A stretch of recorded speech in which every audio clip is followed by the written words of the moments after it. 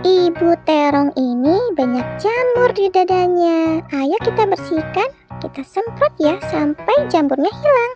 Yeay, sudah berhasil. Nah, sekarang kita belah perutnya.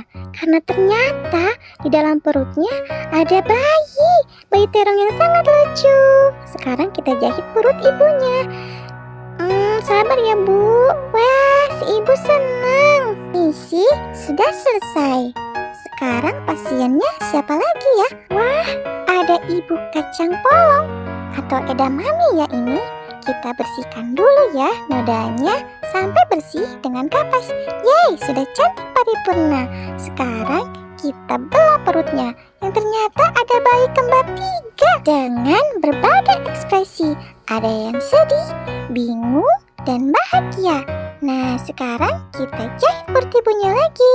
Yeay, ibu pun merasa senang.